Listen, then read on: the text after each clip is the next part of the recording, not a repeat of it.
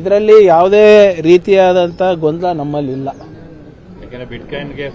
What ever, ನಾನೇ ಅಲ್ಲ ಇವರೇ ಹೋರಾಟ ಅಂತಲ್ಲ. See what is wrong is wrong. Yes, ಇನ್ನು ಬಿಟ್ಕಾಯಿನ್ ಕೇಸ್ ವಿಚಾರವಾಗಿ ನಲಪಾಡ್ಗೆ ನೋಟಿಸ್ ವಿಚಾರಕ್ಕೆ ಸಂಬಂಧಪಟ್ಟ ಹಾಗೆ ಬೆಂಗಳೂರಲ್ಲಿ ಗೃಹ ಸಚಿವ ಪ್ರಿಯಾಂಕ್ ಖರ್ಗೆ ಕೂಡ ಹೇಳಿಕೆಯನ್ನು ಕೊಟ್ಟಿದ್ದಾರೆ. ಯಾರು ಉಪ್ಪು ತಿಂದಿದ್ದಾರೆ ಅವರು ನೀರು ಕುಡಿಯಲೇಬೇಕು. ಪಾರದರ್ಶಕವಾಗಿ ತನಿಖೆ ನಡೀತಾ ಇದೆ. ಇಡಿ ಅವರು ಸಮನ್ಸ್ ಅನ್ನು ನೀಡಿದ್ದಾರೆ. ಯಾವ ರೀತಿಯ ಗೊಂದಲ ನಮ್ಮಲ್ಲಿಲ್ಲ ಅಂತ ಗೃಹ ಸಚಿವ ಹೇಳಿಕೆಯನ್ನ ಕೊಟ್ಟಿದ್ದಾರೆ. ತಪ್ಪು ಮಾಡಿದ್ರೆ ತಪ್ಪೆ, ಯಾರು ಸಮರ್ಥನೆಯನ್ನ ಮಾಡಿಕೊಳ್ಳಲ್ಲ. ಹಿಂದಿನ ಸಿಎಂ ಆಗಿರ್ಬೋದು, ಈಗಿನ ಸಿಎಂ ಆಗಿರ್ಬೋದು, ಸಮರ್ಥನೆಯನ್ನ ಮಾಡಿಕೊಳ್ತಿಲ್ಲ. ಬೆಂಗಳೂರಿನಲ್ಲಿ ಗೃಹ ಸಚಿವ ಪ್ರಿಯಾಂಕ್ ಖರ್ಗೆ ಹೇಳಿಕೆಯನ್ನ ಕೊಟ್ಟಿದ್ದಾರೆ.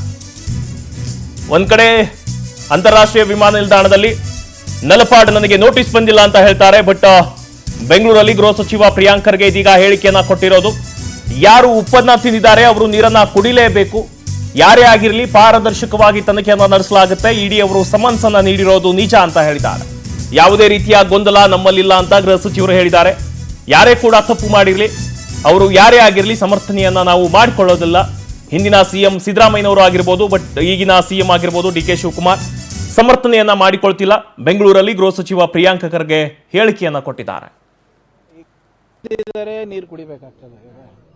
ನಾವೇನು ಪಾರದರ್ಶಕವಾಗಿ ಮಾಡಿದ್ದೀವಿ. ಈಗ ಇಡಿ ಅವರು ಏನೋ ಸಮನ್ಸ್ ಕೊಟ್ಟಿದ್ದಾರೆ, ಸಮನ್ಸಿಗೆ ಹೋಗಿಲ್ಲ ಅಂತ ಹೇಳಿದ್ದಾರೆ. ಅವ್ರು ಹೋಗ್ತಾರೆ, ಯಾವಾಗ ಅವ್ರಿಗೆ ಕರೀತಾರೆ, ಇವತ್ತಿಲ್ಲ ನಾಳೆ ಹೋಗ್ತಾರೆ. ಅದೇನಿಲ್ಲ ಅಂದ್ರೆ ಕಾನೂನು ಪ್ರಕಾರ ಇದು ಮಾಡ್ತಾರೆ. ಚಾರ್ಜ್ ಶೀಟ್ ಬರಲಿ, ಅವ್ರದಿನ ಚಾರ್ಜ್ ಶೀಟ್ ಆಗಿಲ್ಲ ಅಂತ ಕೇಳ್ಪಟ್ಟಿದ್ದೀನಿ. ಇನ್ನ ಸಿಸಿ ನಂಬರ್ ಫೈನಲ್ ಆಗ್ಬೇಕು, ನೋಡೋಣ, ತಗೊಳ್ಳಿ. ಇದರಲ್ಲಿ ಯಾವುದೇ ರೀತಿಯಾದಂಥ ಗೊಂದಲ ನಮ್ಮಲ್ಲಿಲ್ಲ. ವಾಟ್ ಎವರ್, ನಾನೇ ಅಲ್ಲ ಇವರೇ ಹೋರಾಟ ಅಂತಲ್ಲ. See what is wrong is wrong. ಅದನ್ನ ನಾವು ಯಾರು ಸಮರ್ಥನೆ ಮಾಡ್ಕೊಳಕಾಯ್ತಾ? ಇದು ನಾವಾಗಿರ್ಬೋದು, ಹಿಂದಿನ ಮುಖ್ಯಮಂತ್ರಿ ಇರ್ಬೋದು, ಇವಾಗಿನ ಮುಖ್ಯಮಂತ್ರಿಗಳಿರ್ಬೋದು, ಯಾರು ಕೂಡ ಯಾರು ಸಮರ್ಥನೆ ಮಾಡ್ಕೋತಾ ಇಲ್ಲ. What ever it is we will take. ಈಗ